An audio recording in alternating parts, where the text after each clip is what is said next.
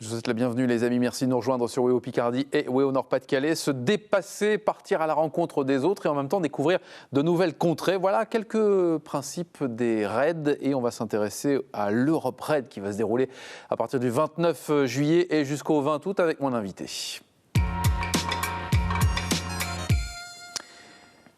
Et l'une des premières questions, ce sera qu'est-ce que c'est que l'Europe Raid ? Il va me répondre bien sûr. Bonjour Jérôme Russe. Juste, bonjour Jérôme, ça va ? Ça va très bien et vous Laurent ? Oh, ça va bien, merci d'être avec nous. On va planter juste un petit peu le décor. Vous avez participé l'année dernière à ce raid, l'Europe Raid. Cette année, vous passez de l'autre côté un peu dans l'organisation et vous allez filmer tout ça, puisque c'est votre métier, vous travaillez dans l'audiovisuel. D'abord, on va planter un peu le décor sur ce raid. C'est quoi ce raid, Europe Raid ? Alors l'Europe Raid, c'est le premier raid européen en 205. C'est un des rallye raids les plus longs du monde.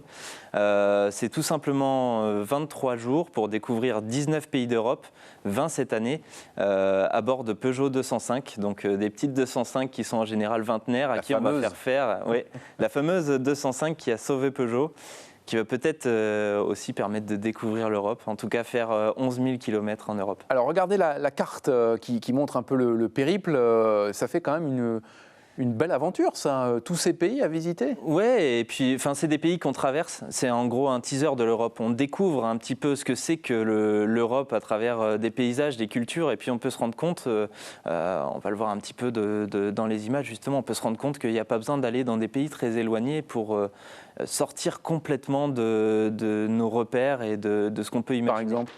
Par exemple, si on se balade un petit peu, qu'on va un petit peu vers la Grèce, l'Albanie, qu'on se balade en Bosnie, on va se rendre compte qu'on n'a pas du tout la même culture, que les routes, c'est absolument pas ce qu'on a l'habitude de voir.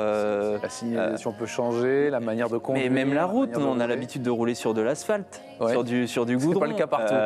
Là-bas, des fois, on est content de trouver de la terre dans laquelle il n'y a pas des trous. Et on n'a pas besoin d'aller dans un pays lointain en Afrique, en Australie. Tout ça, ça existe près de chez nous. Et on a un peu tendance, quand on parle de l'Europe, à se dire que finalement, on n'est pas si bien en France, on n'est pas privilégié par rapport aux autres, qu'il n'y a aucune raison de donner aux autres. Et honnêtement, quand on fait ce trajet-là, quand on fait ce voyage-là, qu'on découvre les enfants, qu'on découvre les cultures, qu'on découvre les moyens de locomotion, même des fois ça peut être bête, mais les gens, comment ils réagissent quand il pleut par rapport aux Français qui vont se mettre à courir. Ça veut dire que c'est une ouverture d'esprit aussi pour ceux qui y participent. Et c'est pas ouvert qu'aux jeunes, c'est-à-dire que beaucoup, alors là on le voit, une personne de l'organisation un mécano qui est le père du chef mécanicien qui est venu découvrir cette aventure, qui l'a refait cette année parce que ça a subjugué. Quand on voit des vaches qui traversent la route, chez nous on appelle, on se dit c'est un événement isolé. Et finalement c'est pas si loin. Comment ça se passe concrètement ? Ça se passe du 29 juillet au 20 août. Vous avez un itinéraire ou c'est vous qui choisissez ? On a un itinéraire, c'est-à-dire qu'on sait par quel pays on va passer. On a un roadbook sur une journée, on sait qu'on va faire à peu près 450 km par jour. On a un tracé qui nous est proposé, sur lequel on nous propose une dizaine d'étapes à peu près à traverser.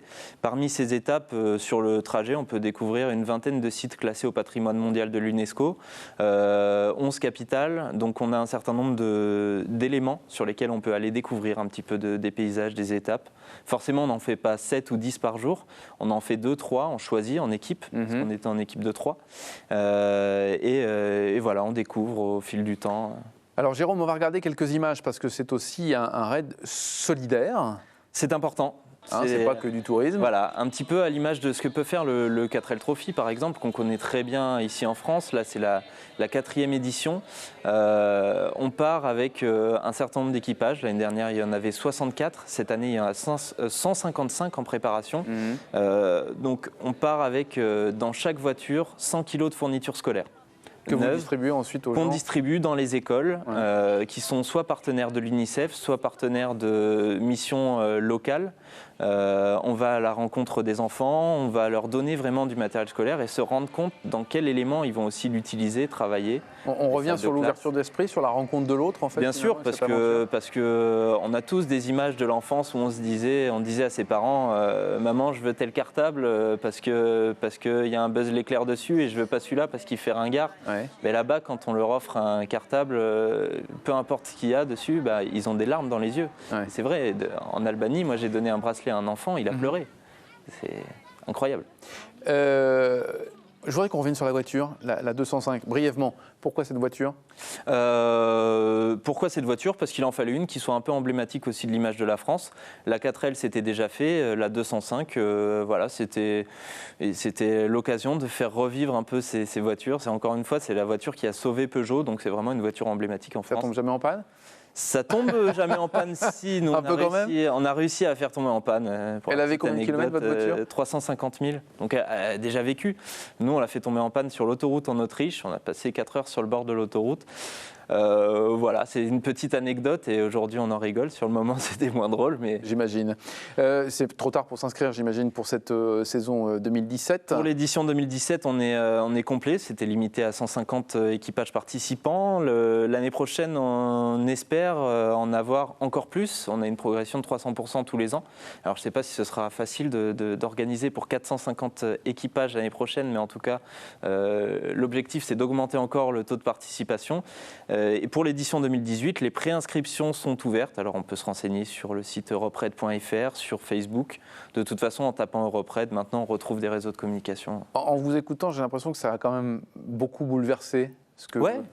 Oui, forcément, parce qu'on part avec un a priori sur les autres, sur soi-même aussi, en se disant comment je vais réagir par rapport aux autres. Et puis je pars un peu avec un sentiment de puissance, parce que quand on est français, on a l'impression qu'on peut être à la tête de tout. Et en fait, on se rend compte en arrivant là-bas, en voyant ces enfants, qu'on est complètement démunis, qu'on ne sait pas comment réagir. Qu'on ne sait pas quoi faire vraiment pour les aider, si ce n'est ce qu'on a amené.